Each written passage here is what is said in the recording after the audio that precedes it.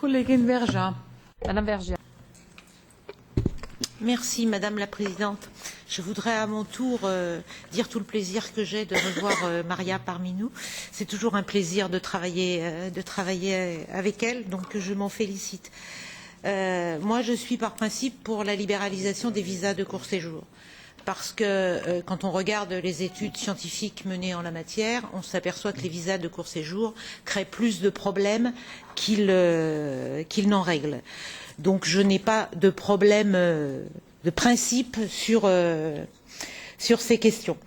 Je rejoins tout à fait les remarques préliminaires qui ont été faites tant par Maria que par Sylvie, par la voix d'Anna Gomes. Je suis notamment pour le moins interloquée que nous soyons saisis après la mise en vigueur des accords, parce que c'est ça, une mise en vigueur temporaire, ça veut dire que les accords sont déjà en application, donc on est mis devant le fait accompli. Je trouve que ce n'est pas bon. Quelles que soient les motivations qui sont derrière, il n'y avait pas urgence à ce point de se dispenser de l'accord préalable du Parlement européen, ou alors je n'ai pas vu, peut-être que c'est juste parce que nous sommes avant l'été et que la motivation principale de ces libéralisations de visas sont d'abord et avant tout touristiques. Parce que s'il y a un point commun entre tous ces États, c'est que ce sont des destinations touristiques pour nos ressortissants.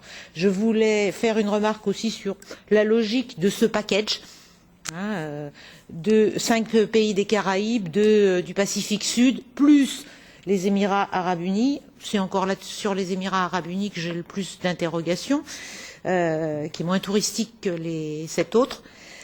Donc je suis très contente qu'au cœur de ces accords il y ait le principe de réciprocité, parce que je crois que ça devrait toujours nous guider en la matière, sinon c'est incompréhensible à l'extérieur.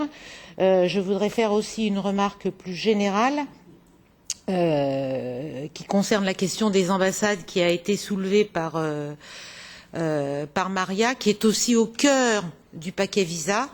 Et j'espère que nous aurons rapidement les 2 projets de rapport du paquet visa, parce qu'il y en a un des 2 qui traîne, et j'aimerais être sûre des motivations de ce retard pris par un des 2 rapporteurs sur ce sujet.